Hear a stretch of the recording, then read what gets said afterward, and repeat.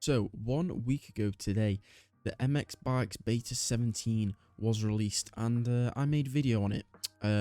Just, going on about it, how it was, and, the ups and downs, many of them that come along with the update. And that video got a decent amount of views for me anyway, and I do appreciate that. And it got a decent amount of comments, giving your opinions on it and responding to me. So I appreciate that a lot. But I decided, since it's been a week, I'm going to make another video and update everyone on how the update is now. So jumping straight into it, the first, literally as the update released, first thing that was noticeable was the bug with the air physics. So every time that you would jump or do a scrub in the air, it would literally snap you back into place. It was just like, it was completely messed up because it was a bug. So obviously that wasn't a good start to the update. So that was obviously fixed. And then once that was fixed, people noticed how drastic the air physics was, how drastic the air physics were when there were no bugs. But it actually turned out that that wasn't the physics. The physics actually haven't been changed. There was an assist that we couldn't see. It was only in, I assume was just in the code, that the game that no one could turn off or could actually see anywhere, that helped you bring the bike back automatically. So when you would do a scrub, it would come back and you would just feel like you were doing it, because no one knew it was assisted. So they took that out of the game, so that made everyone feel a lot different in the air, and they didn't really like it. So it put up a lot of storm in the community, people saying it was a bug, people saying it's horrible, some people saying they liked it. And my opinion on it, obviously if you watch my video, was I liked it, but that I did think it was a little bit stiff and they could speed that up. So bringing that on to today with the air movement, like I said, they didn't actually change the physics. What they've done is they have reverted the air, just the air control. I'm trying not to say physics because it's not the physics, but it's kind of hard when talking about it. They just changed the control back to how it was in Beta 16, so where it had that assist, but they haven't changed anything else, I believe, back to Beta 16 that I've heard of anyway. So I think that was a really good addition by Puboso to do, because I think the air movement was the main thing that people had a problem with this new update. So yeah, that's obviously been reverted back. Obviously I was used to Beta 16, and now getting back onto Beta 16 air movement, it feels a lot faster and better, obviously, but because that was just because I'm used to it. And I had actually got used to the new air movement. I'd actually got used to the new air movement because I was riding a decent amount trying to get used to it, because I didn't think they were going to revert it back to Beta 16.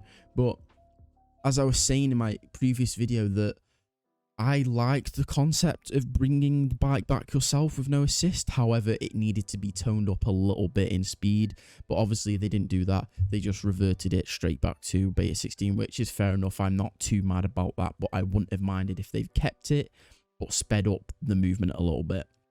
So moving on to the other big change was the ground physics, which was the traction of the bike.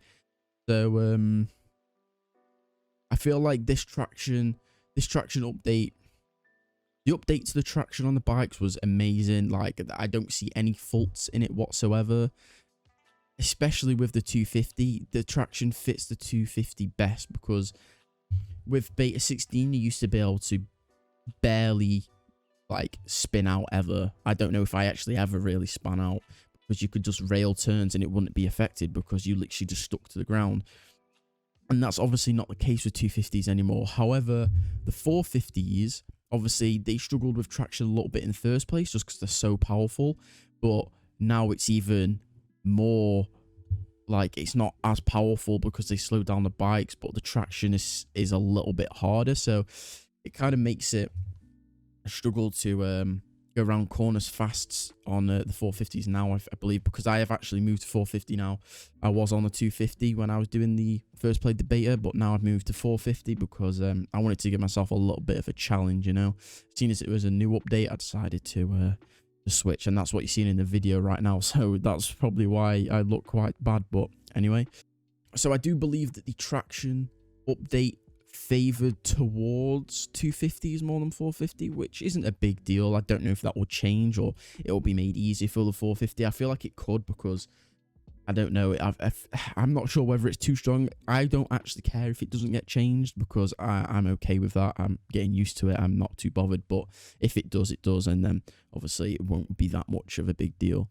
There's not really much I can say bad about the update, except from obviously the bug that it was when it was first released, the bugs with the air control. But obviously that was fixed pretty quick. But there was a big, and it's only just got fixed, like as I'm making this video, or maybe the day before this I'm making this video, I can't remember. But there was every time you would go into a server online, I think, I'm not sure if it was hosted or dedicated servers or both, but I know it was definitely dedicated servers.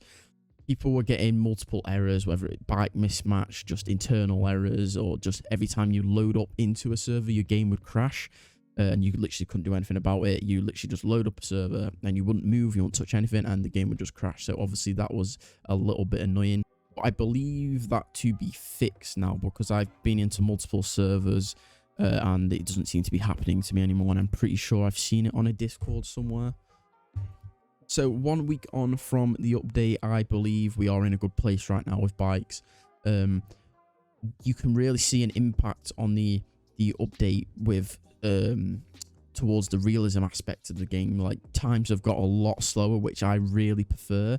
And I know that probably sounds like an excuse, because it just sounds like I'm making an excuse because I'm slow and I can't do fast times. That is not the excuse at all. I want this game to be realistic as well as have fun on it. Obviously, if it was too realistic and too hard, it wouldn't be fun, but it's not. It's in a good place right now. I feel like when I'm riding Supercross or motocross, I have to think about what I'm doing. I have to think logically like I'm riding a real bike, how I'd enter the corner, how much throttle control I would do in that corner or coming out of the corner.